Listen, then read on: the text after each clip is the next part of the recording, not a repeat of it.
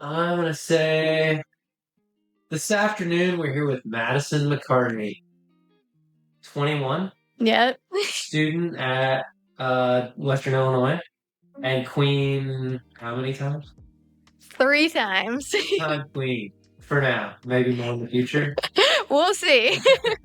All right, let's get into it. I would say basically it's the best interview that wins, in, from what I understand. But interview and your on-stage question, and then you do your speech, which that plays a big portion too in it. And then besides that, everyone says it's a beauty pageant, but personally, from when I have judged pageants, that doesn't matter at all to me. Yeah. There's I will say most, because there is sometimes when it's not like that. I mean, I've had some where they will want someone like that, but for the most part, that's not even on our sheets, like to grade on her to score. It's like a formality. It's like part of it. Yeah. Yeah. And the interview's in private, right? Yes. Yeah. So it's kind of. You never know. But personally, from when I judge, I feel like the one you connect to the most with, you connect with them during the interview. Yeah.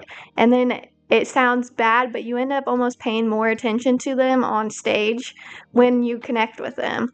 But I tell everyone that has done a pageant that you could have 3 different judges and there will be a different person that wins every single time. Yeah. That's frustrating. Absolutely. I'm such a dude that like needs like I need to know what it was for, which it is what it is, but I'm so competitive that when somebody you're watching, you're like, oh man, I feel like they won. Yep. And there have been so many times where I've sat in the audience and been like, that's not who I thought should win. Yeah, right. And it's so frustrating, but at the end of the day, everyone has who they want to be the queen. Yeah. And whether it aligns with my values and, what I see fit for a queen, that doesn't matter because it's the opinions of 3 random people. Yeah, just like referees in a ball game or whatever. Yeah. They did what they did. Like it is, they called it the way they called it. Yeah. Yeah, that would be tough. That's a tough one. It's hard mentally, too, because, I mean, you feel like you're not enough a lot of the times, especially with pageantry. That was something that I struggled with at the beginning. But I feel like you really have to just believe that you went out there and did the best you could do and be happy with that. And, if you come out with the crown, great. But if not, you're probably learning even more than if you got the title.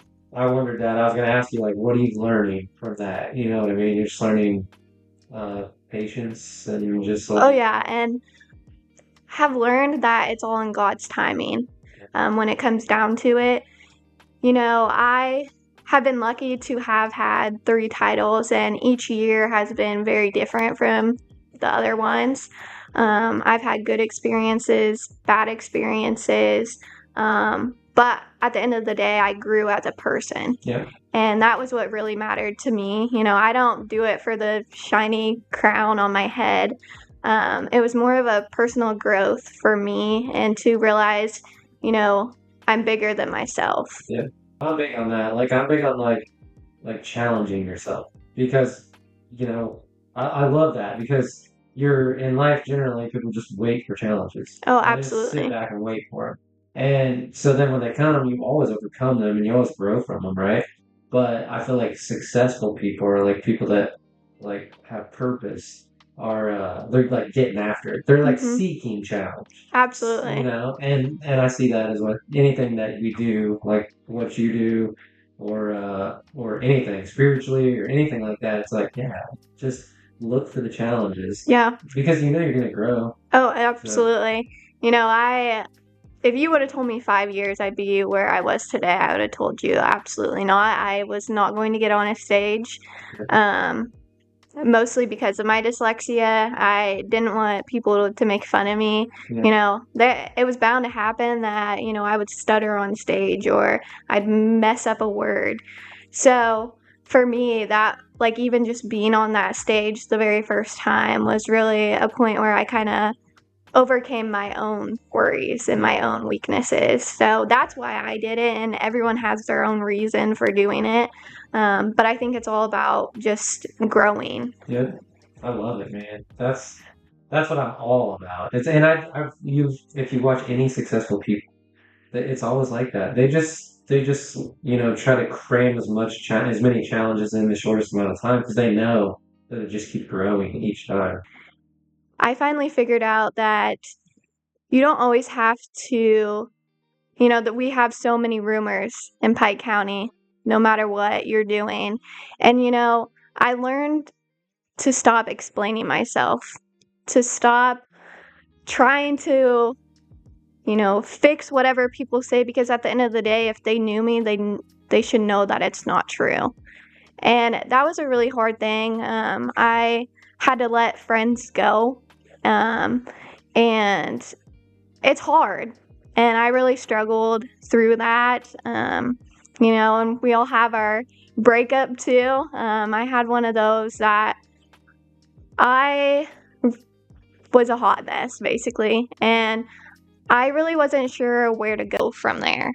That was when I found the gym. I'd always been a person where I put everyone in front of myself every single day, all the time. And so going to the gym daily helped me to kind of actually work on myself for once. And so now that's a daily thing that I do. I go to the gym because it's the only time that I actually take time for myself. And so that's really kind of where I went from high school. And then Just side note, real quick. The reason why I like the gym too, and you're 100% right, because it took me way longer to figure that out, but because you can track it. Like, that's what I love about the gym, because you could say, nobody's going to compliment you, likely either way. Like even physical or say mental or whatever. Obviously, no one's going to say anything like, oh, you've been happier lately or whatever. And they're probably never even going to say, like, hey, you look great. But you can see it. You know what I mean? Oh, That's absolutely. thought. I was like, okay, this is why I like it. It's because you know how bad you didn't want to do it a lot of times, and you Hmm. did it anyway, and then it shows in the mirror.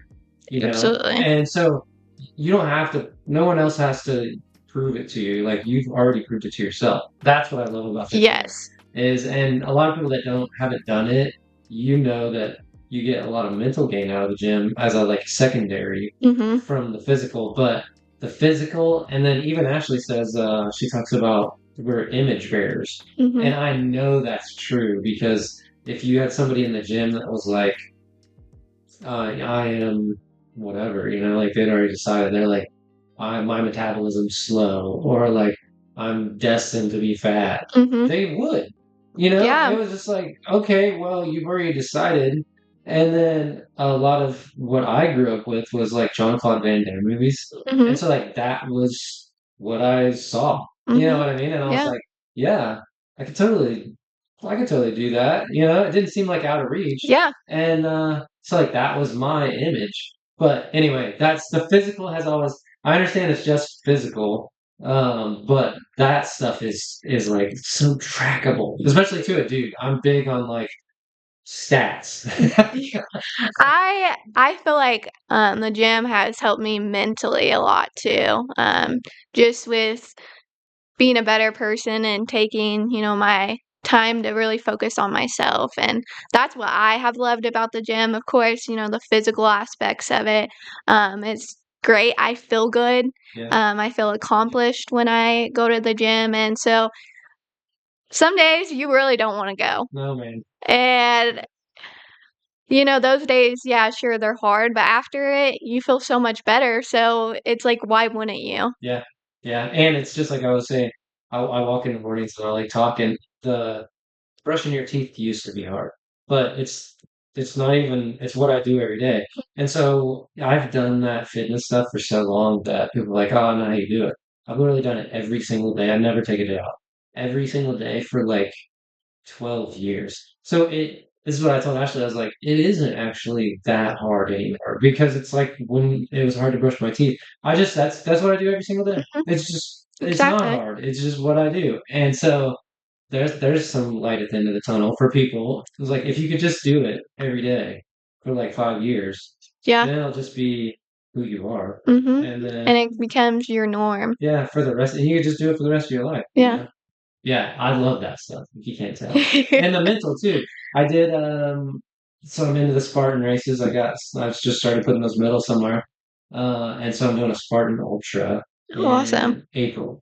And the mental thing is totally, like people talk about a runner side, but I feel like the longer you run or like the more it sucks, like the more growth you get. Yeah, And so now I'm kind absolutely. of Yeah. hooked. Yeah. I'm like, okay, what if it sucks really bad? Then it could be that much more growth. Mhm. 'Cause it'll suck. Yeah, that's for sure. Yeah. So anyway, so you got into fitness, and how many days a week were you in fitness? It's usually about 5. It used to be more, but with Miss Quincy, I'm running around, pretty much everywhere right now. But I try and give Sundays are usually my big day to get stuff done. Yeah. And that's usually the day I give myself off. But, you know, it's a work in progress always, but yeah. You lift weights or I do. I lift. I try and do cardio.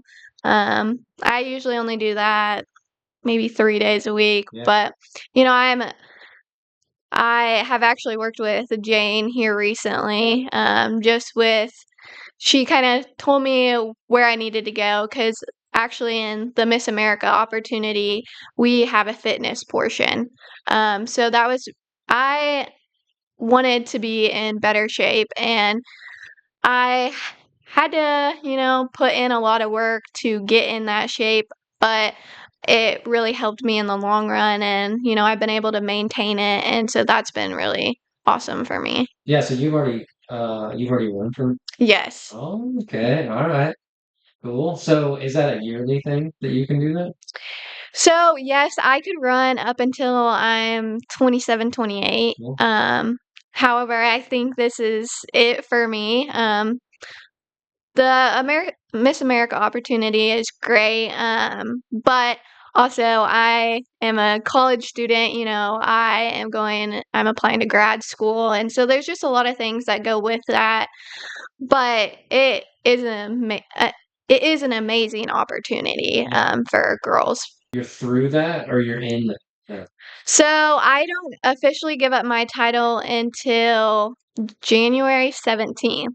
That is when I will pass on the Miss Quincy crown. Okay. So yeah, I have a few more months, but it's approaching and it's sad, but there are always bigger things ahead. For sure. So what the fitness portion is that like we can cut any of this out too. So I'm just randomly. Um, what's the fitness portion? Is it based on body composition or is it based on some kind of performance? So it's like a series of 4 poses. You can choose what they are. They basically look at a lot of like confidence, how you pertain yourself on stage. Yeah. Um, our what we wear is pretty revealing. Yeah. And so they're really looking at how fit you are. And I think it's different for everyone. It's just everyone kind of sees that portion differently. For me, it was more of like, okay, what can I do to better myself? Some people are more like with the poses, they want to make them look more beauty queen like. I wasn't really for that, but it's kind of up to you. You get to put your own spice on it, whatever you want to do. I But like that. Like, yeah, I think that's probably cool, right? Like then I think even in bodybuilding, I haven't been to a show where I think they have like a routine now. Kind of yes. like do whatever they want. Yeah, and so that's kinda where they came from with that. They did used to actually do, like, push-ups, jumping jacks, Yeah. like, all personally, I think that would be better, showing more of your physical attributes that you can do with, different skills, but, Yeah. everyone has their own thing that they like to do, and, that's what they decided to do for right now. Yeah. that would be tough too because I like more muscles. Mm-hmm. I'm definitely not probably in the majority. I don't know. And the gym days, I would be like, dude, the CrossFit girls, I like that. I like more muscles. I don't want like the steroid bodybuilding Mm-hmm. style, but muscles are cool. But a lot of dudes they just have a different opinion. Yeah, and it goes back down to like you have no idea what those judges want. Yeah, for sure. You just be you. Yeah, that's all you can do is be yourself and Yeah. what they think. I mean, in the hindsight of it doesn't really matter. Yeah. Yeah. So I don't remember if we talked about this before, but I'll break out into the whole podcast or whatever. So are you familiar with the you versus you that I was talking about? Yes. Okay, good, good. So do you have you got already got your answers ready for all this? For the most, I kind of know what I want to talk about. Good. I love this because when we get to this point, I was asked because I've had probably 50-50. Some have typed out, Oh, like laid down, I would say 50-50. And then the others have just been like, maybe they have a couple notes, but they don't even look at them. They're just like, yeah, yeah, I don't have any notes, but I know what I want to talk on each part now. that's awesome. What comes out, I don't want to come off robotic. I want everyone to hear what I have to say and what comes right from Yeah. my mind. And probably great experience from what you've been doing. Yes, absolutely. All right, so what was your you versus you moment? Like, when did you have to overcome your fears, doubts, or habits to get where you are today? I've had a couple moments like that here recently. Many people probably don't know, but I actually was in dental hygiene school last August and I ended up dropping out in October. And so that was a really hard choice for me. I felt like a failure. I passed out 3 times because of blood. So that's why I ultimately decided not to. But I didn't know what my plan was for the future, and that scared me. And, you always hear everyone say, "What are you gonna do?" "What's your next plan?" Well, I didn't have one. And so there was a lot of pressure there from specifically people. And the worst part was I was more worried about what other people were thinking than what I actually wanted. And so when I finally sat down and thought to myself, what do I want to do? How can I be the best person possible? And so I really started thinking, digging down, and ultimately I decided that I wanted to go into speech pathology. And that journey has been extremely hard. Mine's way different than what anyone has ever done. I'm actually getting my bachelor's online for elementary education while attending Western Illinois University. Man, you're busy. So, it was hard. My journey was way different than what anyone else's was, but I learned that sometimes you have to just forget what everyone else thinks. Yeah. They may think that I'm a failure because I'm dropped out, but at the end of the day, I'm going to be so much happier and I'm gonna feel so much more successful with my career because I am making an impact Yeah. on those kids. And that is something that I set out to do with my platform, with these titles. That's something that kept me going in the pageant world is being able to impact others. Yeah, you got to be able to. Yeah, for people, there's some statistic out there like over half the people or half the people are not going to like you. So like Absolutely. just like forget about them right off the bat. You know what I mean? Y- And then maybe the other 50%, I think if you act like yourself, will love you. But if you try to act like somebody they'll like, they don't even know who you are. Mhm. That's been the biggest thing for me is just like not that I acted. I've always been pretty confident, but yeah, you kind of wonder, like you maybe don't say things or like do different things just kind of like to pad it, maybe like not 100% be yourself. Yeah. Man, it piles up on you. Oh, yeah, absolutely. And I think that is something that I have worked so hard. And, it's hard because you are going to leave people behind who maybe don't support you or maybe really even ever knew who you actually were. But at the end of the day, you're so much better off without them. You'll find friends and people that are gonna support you and love you for exactly who you are. Yeah. Yeah, a lot of times if you're lonely, it's because you're grown. You Mhm. know, people say it in all kinds of different ways. Like even people say like raise your vibration. It even makes sense that way because you're like, okay, well if that is like the way you look at it, you raise your vibration, then these people are not gonna be like aligned with you anymore. Mhm. And so then you gotta get up here and find your new people that are gonna be aligned, you know? And yeah, I always love that the if you look at that from this aspect millionaire, you'll never find a millionaire that this tells you you can't be a millionaire. Yeah. You know what I mean? Only the people that will never be millionaires are the ones that tell you that. You know what Oh, I mean? You absolutely. say it a million different ways. Like Alex Hormozy said something like, "Never take advice from people who don't have what you want." You Mhm. know, and it's like, forget about them. You Yeah. know, so There's no point in worrying about them when, at the end of the day, you're trying to be the best version of yourself, and yeah, all you can do is be happy and, make the choices. We're all gonna make mistakes, we're gonna learn from them, and we're gonna be better people because of it. yeah, and that's what makes you happy is just doing that. You know, I Yes. mean, like just doing whatever you want to do for the most part, and it's easy. Me and Ashley always talk about this. I'm like always about developing boxes around things. I'm like, okay, what are like cursing or drinking alcohol? But it's easier once you develop what your like ethical moral code is. Like, here's my boundaries. She likes to talk Mhm. about boundaries. Then you're pretty much golden because you're like, okay, here's my boundaries. Like, I won't be somebody I'm not, including I'll be, I'll tell the truth and all these things.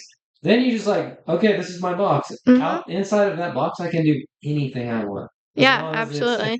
It was the biggest thing for me because I was confident, but just like you're saying, a lot of people will use that. They'll say like you're arrogant or you think you're hot shit or whatever it is.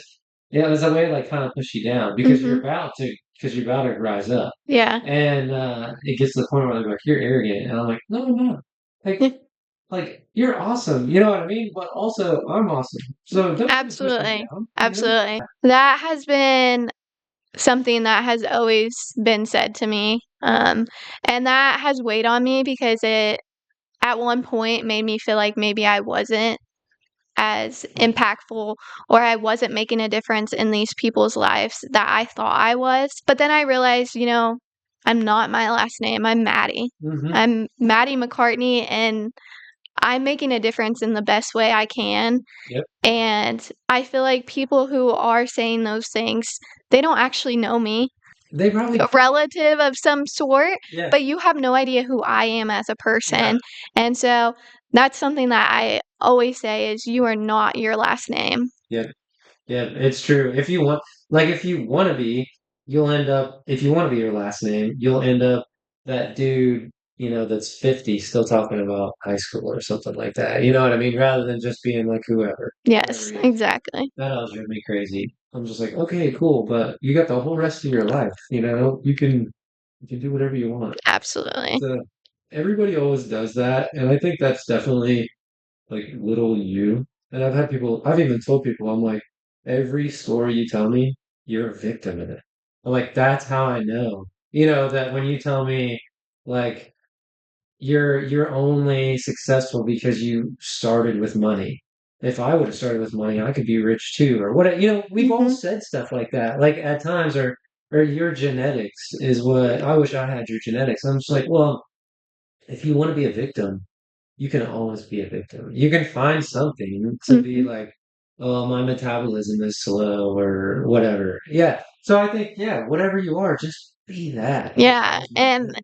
I always think your hard work is going to show. Yep. If you're putting in the work, then people are going to notice that want to notice. Yep. You're right. And even if you're putting in tons of work, the people that don't want to see you succeed, they will not see no matter what you do. Yep. And a lot of times the frustrating thing is it's not the people you think it's going to be. Ab- That's been tough for us throughout marriage. Like the people you want it to be for, a lot of times they don't notice it for a while, Mhm. maybe years. But then the people that I think that are like your new like growers, you know what I mean? They notice it and they're like, oh yeah, like and then these people kind of fall off. Yeah. What I mean? It's like it's a weird thing. It's a weird phase, but I just think it's all you're growing, Yeah. and that's all you can do about it. Yeah, and I bet if you talk to older people, they've they've had all these stages. Yes. Us, we're basically what a generation apart. You're probably like 19 or something. I'm 21. 21. Yeah, dang. Yeah, I just turned 42. Like 42? 84. No, I'm only 41. Yeah. Yeah, but it just gets better. I'll say that. Like, I don't know how your parents, we're probably are they about my age? They're probably 45. Yeah, right around there. Yeah, I don't know how they feel, but my dad always just said, I feel the same, you know? And I feel better than I did when I was probably in high school, but just because I'm more flexible and stuff like that. And, Yeah. but it just keeps getting better, so I hope it's like that until I'm 70, 80. Um, Ace says by the time you guys get up there, you guys are gonna be able to live to like 120. So that'd be cool. Yeah. If Pike County gave you one bench to put your message on, what would it say? Imagine your words on a park bench for everyone to see. What's the message? Mine would be the reason someone smiles today. That is something that I have always lived by. From a very young age, I wanted to be the reason that someone is happy, Yeah. that someone can look at you and feel better. I didn't want to be that dark light in someone's life. And so I truly believe through my smile, it has helped other people to, be a better person and to try and live every day like they can make someone smile. Because if you can do that, you're just going to be a bright person. You're not going to be looking to tear other people's down. You're always going to be looking for the better. And, that's something that can't always be taught. And Yeah. it starts at a young age, but it's something that has always been really important to me, and it's something that I think I'll carry throughout my life. Yeah, it's definitely just a perspective, I think, because some people have it, they're gonna try to have it. Mhm. Like they're like Oh, yeah. days where you're kind of. But I always tell the kids that, shit rolls downhill. You hear that, or whatever, however you want to hear it. But I always think it can stop with you. That's how I always look at it. I'm just like, the only thing you can control is that when it does get on you, it's going to. Like, are you gonna pass it on to your kids, your friend, like whoever it is? Or are you just gonna be like, nah, Yeah, like it stops here? exactly. And that's the challenge of life, I think. Oh, It's like, absolutely. all right, I'm gonna stop it here, or I'm gonna heal this person. Like, hey man, what's going on? Like, what's going on with your day, or whatever, rather than just be like, no, screw you, Yeah. Just be like, hey, And, like even you were talking about the hugs per day. yeah, You never know that conversation or that smile or that hug that is going to change someone's day. 100%. You never know. Like, And, I've talked about that. It could be as simple as smiling at someone that you could change their life. yeah, yeah, just seeing someone. Absolutely. Yeah. What daily discipline or routine has made the biggest difference? We may have already covered this, but habits, practices, or mindset. So the gym has probably been my biggest thing, just because it has been where I actually focus on myself. But the mindset of being better than I was yesterday has also helped me a lot, because at the end of the day, you don't need to be better than someone else. You just need to be better than yourself. I agree. I always say like compound interest, consistency, whatever. Just like whatever you want to get to. You can't just jump there. Yeah. Start like today, tomorrow. That's the thing with the ice bath that drives me crazy. It's like I know how I'll feel at 21 days. Like getting started and so shitty. It's just so miserable. Have you ever done that? Did you have to do it with softball or anything? I did not. My softball experience, I had quite the rough one, if I'm being honest. High school, actually, I started my freshman year on varsity shortstop. Um, But the thing that I don't think people realized was it was not at all my actual athletic ability that got me there. It was me being a leader. I feel like I was a very knowledgeable player, um, but at the end of the day, you're always going to have someone who thinks you're not as good as you are, whether that be coaches or, it could be teammates. But then I went into college ball and I had a pretty bad experience. My John Wood team actually, we ended up having to quit mid-season because we had so many girls leave the team. Now, did you have any injuries? I did not really have an injury. I had an arm that always seemed to hurt, but um, and then I had to go and see like STEM and do all those kinds of things. But I didn't really have any injuries. But it was mostly, a bad coach can really determine how you feel about the game. And, there were a lot of girls that, felt that because of their mental health, they needed to leave. And, I respected that. But also at the same time, it was like, okay, but we're supposed to be here as a team. We're supposed to, there were some girls that never got to step back on a softball field because of that. My coach, he made comments to us girls that were not good. And so that was also a reason that a lot of the girls left. Um, and then I was lucky enough that I got offered to go and play at Lewis and Clark Community College also after that year. But it was a very similar experience as well. Um, it's unfortunate that I feel like right now community colleges, their coaches, not great. It's hard to find a good one. Um, Is it because they don't pay a lot and they just get whatever? Or I'm not sure. I my experience at Lewis and Clark was mostly so I had been offered before she had even saw me play, she had asked me to be a leadership position, which was fine. I said yes. I have always wanted to be that leader in that field. But it got to the point where she was calling me in to like talk negatively about my team.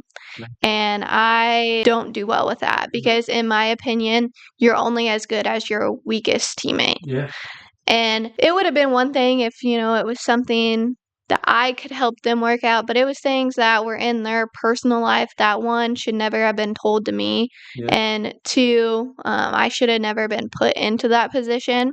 And so ended up walking off I played my last game and didn't even know it. And so that was something that was also challenging for me because, you want to end on a good experience. And for me, college ball wasn't that. But I learned a lot from it. Of course, you always learn the most from your failures. But I will say one thing is whenever I quit softball for good, I didn't know who I was. I think, when we say a fun fact about ourselves, mine was always, oh, I play softball.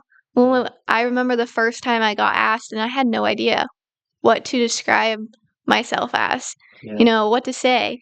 And I think that's when I realized that, I'm more than just a player on a softball team, and so that's when I really started to dig deep into community service and to find out my purpose in life because softball was just a game I played. It wasn't who I was. yeah. I think that's good for you. That's one thing me and Ashley talk about is like even with, and you said you had like a breakup or whatever. Even with that, we didn't really get a lot of that. Like it was kind of we didn't really live on our own. We kind of like were not living together right off, but basically together, spending time back at each other's houses. And then throughout kind of like all the growth moments, it was just us. And so we never really got a chance to be by ourselves, like what you're talking about. Or like, okay, I'm just gonna go to work every day, live by myself, or whatever. You figure it out a lot faster that way, when you don't have all the distractions and you're not trying to do it for somebody else or like you said, or doing it for everybody else first and then yourself last. Yeah, I think you're way ahead on time as far as I'm concerned. Yeah, I will say, one of the biggest motivators can be a breakup. I don't know that I would be where I was had I not hit that lowest part in Yeah. my life. And it's hard to say that, but at the end of the day, So far, right? I took it to heart. I figured out who I wanted to be Yeah. instead of trying to be who someone else wanted me to be. Yeah. And so that can be really rewarding, but it can be hard. Yeah, I feel like that's so important. I've told the kids that. It's like, even on whatever, the hippie side or just the normal side, you say you're a magnet, so you're gonna attract whatever you are. Mhm. And then put that in real world terms. I tell the kids like, go out and figure out what you want to do. And then make your money even if that's what it is. Like if it's a big business or if it's this or that, or you're gonna accomplish this thing, like do all of that. And then the person that's there then will be the one. Rather than maybe picking somebody up while you're still trying to figure it out. And then when you Absolutely. get there, you're like, I'm kind of now that I'm here, which that is something me and Ashley have been good about. Is like we challenge each other. So we have grown together, Mhm. but man, I see a lot of people where someone takes off on like a fitness journey or they take off on like a spiritual journey, like a husband and wife, and one goes and the other doesn't. Ugh.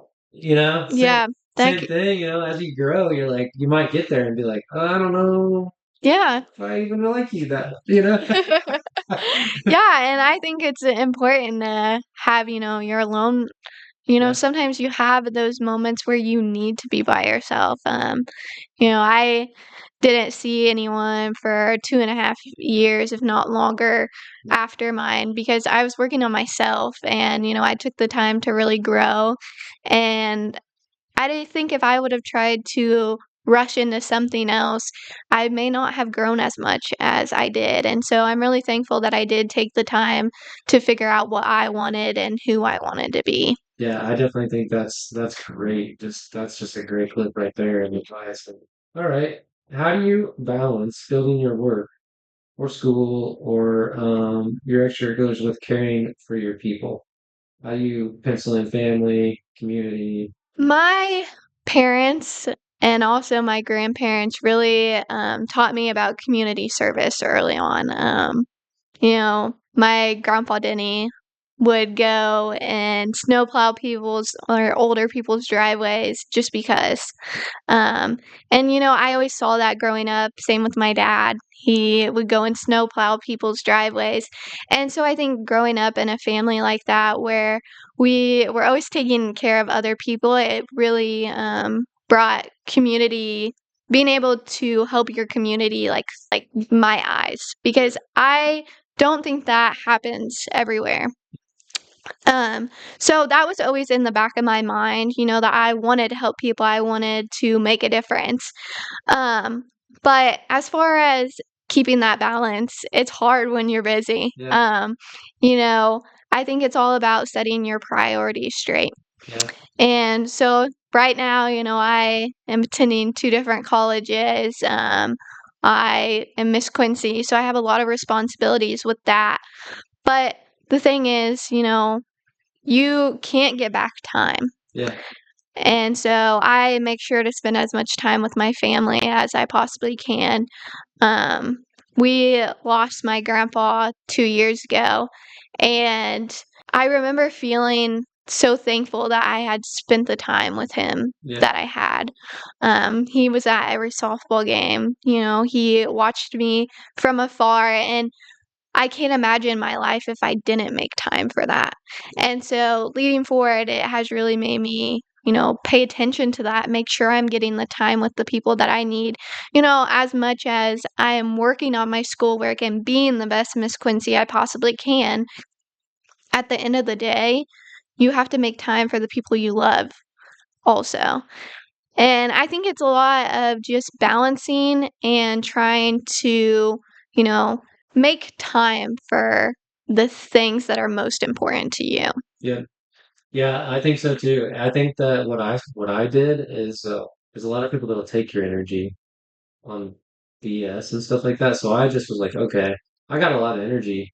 but I'll just give it to the people that want it. Mm-hmm. And not, you always want to, like, I'm like you, I always want to help people. I always want to teach people, like, hey, this is how I feel so good at 40. I was like that even since 30. I always saw these dudes that just felt so bad and they just looked so miserable. I was Mm-hmm. just like constantly like, hey, I have the answers. Mm-hmm. Hey, and well, people don't want the answers a lot of times. And so I finally was just like, all right, well, I got all this energy. I'll save it for only the people that I care about. And Absolutely. so, yeah, I just was like, and if these people that suck are taking my time and I'm not, so then I don't have time for the people that I actually want time for. Mm-hmm. What the hell am I doing? Exactly. I So, mean, yeah. So, yeah, I think this is kind of where we started with the, yeah, just with the growth. You start to be like, you know what? Forget it. Like, yeah. I think that's something with friends, family. You get to the point where maybe they are taking your energy. Maybe they're trying to make you a worse person. yeah, And you have to kind of just be like, you know what? I'm going to give my energy to the people that want it and that are going to show me it back rather than wasting all this energy trying to get someone to be someone who apparently they are not. yeah.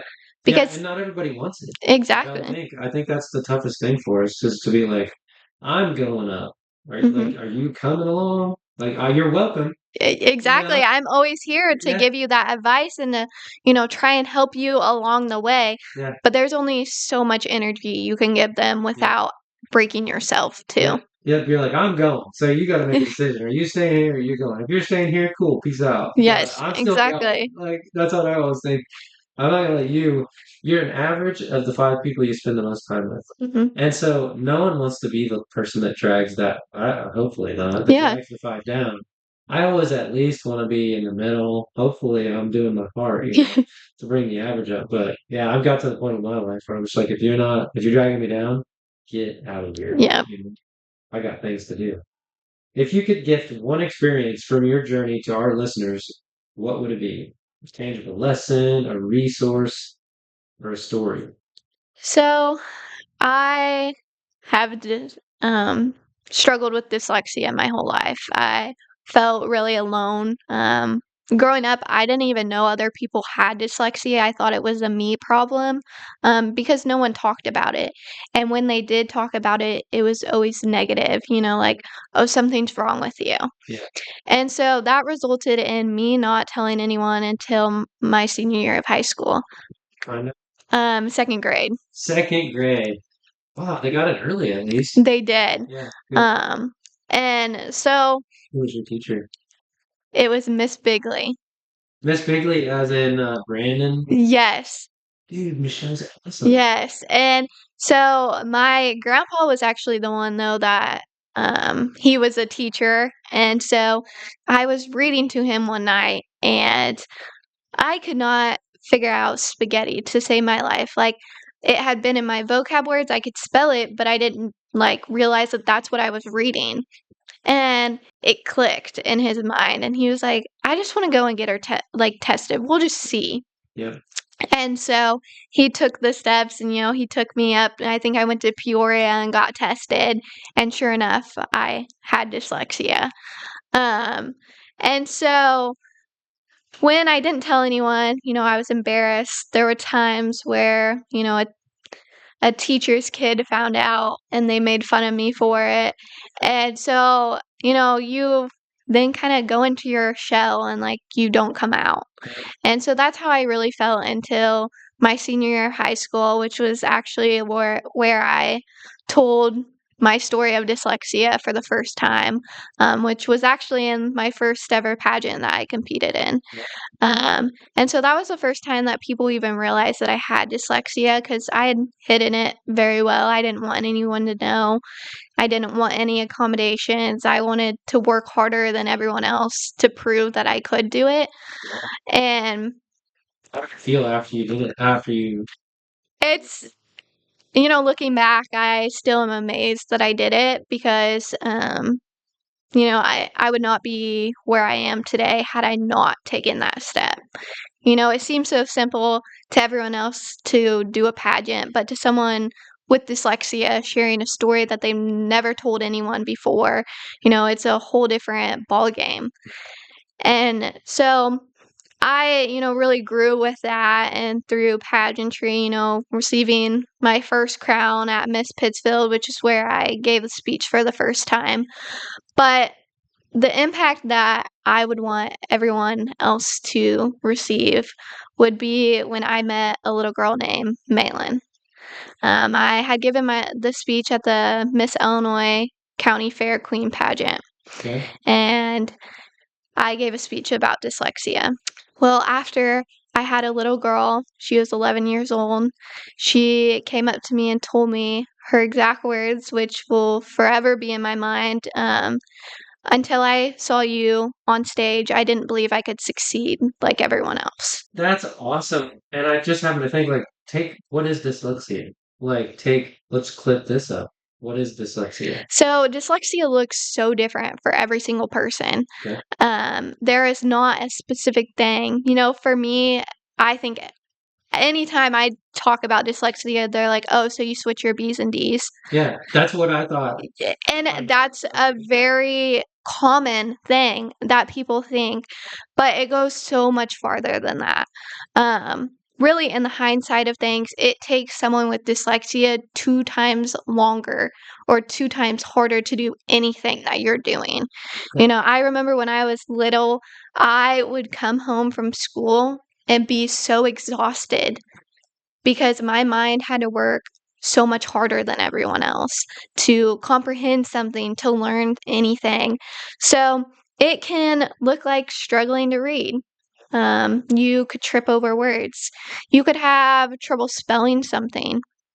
You could flip your numbers around. It goes far beyond what anyone thinks it can look like. It's not something you're going to retrain your brain. No. Just a hiccup kind of. And you can, I went through tutoring. I was very lucky that my parents worked hard to get me the best help that I needed. I actually went to tutoring between 1 to 2 times a week in Quincy every week. And it helped me to become, I wouldn't say it got rid of it because you will forever have it, but it taught me ways and strategies to help me be better. And there are still some days where I'm going to stutter on a word. I'm going to completely butcher a word that I say. And I'm at the point in my life where I just laugh about it and I'm like, well, it's my dyslexia. I don't know. There's nothing I can do about it. It's like you win no matter what. You overcome it, you win.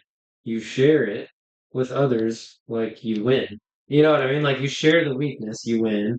You Yeah, overcome the weakness, you win. That's exactly. kind of like, And so I think the point that I would want everyone to feel is like, hey, you're making a difference in someone's life. You being here has helped someone. yeah. And whether it could be anything. It doesn't have to be something as extreme as mine. Malin is her name. She has she has been the most amazing thing to happen in my entire life. It changed my mindset. It made me push even harder. I had 15 different classroom visits just this year, talking to people about dyslexia. And the amount of kids I have encountered that have had dyslexia or know of dyslexia or know that they are not alone with their learning disorder has been absolutely amazing. Yeah. And do you still talk to her? Yeah. Yeah. She actually went to Miss Illinois with me as my little. Um, she just competed in her first pageant where she took home the crown as well. And, I think for me, it was like, okay, well, now she's going to carry this on. Yeah. She's not going to be afraid to tell someone about her dyslexia. She's going to be stronger. She's not going to feel alone like I felt. And that has changed my whole life. And, I remember when she told me, I was just bawling and she was crying. And I still don't think she realized realizes how important she is to me. Yeah. And that's something I don't. We have been talking, and I was like, in my wedding, she will be one of my bridesmaids. She will be in there because she had that impact on me. Whether, everyone's like, "Oh, you had that impact on her." No, she had that impact on me. Yeah. And, I wish everyone could feel that way. But that also means you have to go and make an impact. Yeah. It can be anything. Yeah, and I always think I might be too hardcore for the internet sometimes when in the morning, especially when I get dialed in, but I'm always saying like, you're not a victim. You're not a victim. And you look at that like that's what you just did. You know what I mean? Like she knows now that yeah, she's got a thing. Like she's got a little bit harder for her, just like Mhm. it was for you. But by you overcoming it and then now you helping her overcome it, it's like you're not a victim. Yeah. You know what I mean? You're successful already, you know? Exactly. And the more we talk about it, the more people feel like they can succeed. Yeah. Because if you would have told me my little second grade self that I would be able to succeed, I probably would have told you no. So it goes back to anything, everything you look at, no matter how deep you go, it'll come back to like surface level and it'll be like whatever you believe is true. Mhm. Basically is what it all where you always end up. You're like, if you think you can do it or you think you can, you're right. Yeah. It's like the marathon. You ever looked at the marathon?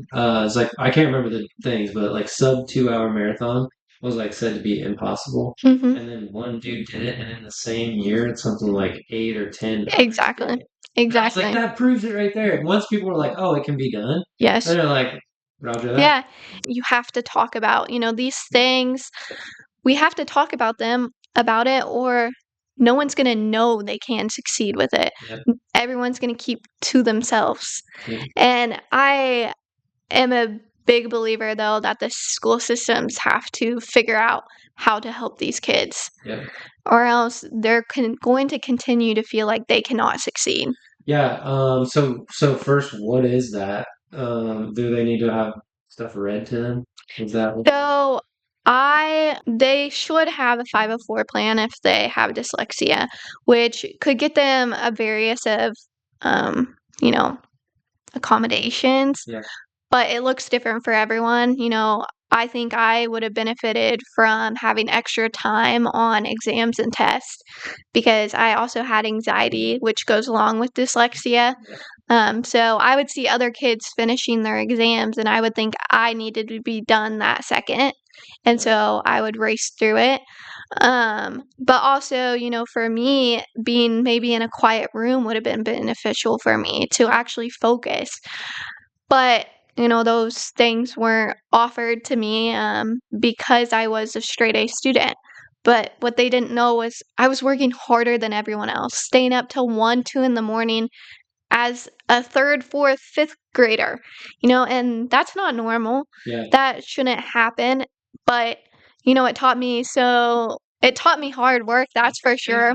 But I think it really does start with, we have to help these kids too, so that way they know that they can be successful. Yeah, I think that, I mean, I think we homeschooled our kids, ended up homeschooling them. I never thought I'd be a homeschool dude, but we ended up, and the longer we went through it, like, I bet you it was probably 3 years ago before, I thought I was stupid until like 3 years ago. I thought, like, literally, probably low IQ. Mhm. And then one day I was like, man, I might not be an idiot. And then I started listening to audiobooks, which Mhm. probably when it finally opened up, because I wasn't a great reader. And you start to build that of like, oh, like look what's possible. You know what I mean? Mhm. I don't know what I Absolutely. was going with that. I started on the kids. I got off track. Oh, but with the school system and homeschool, most of those early years, just the boys, they need to just go outside and play. They're not gonna absorb anything. Boys just need to go outside and blow off steam. Mhm. And then I think you could probably teach them a little bit. But then as you get older, just like you're saying, like how do you learn?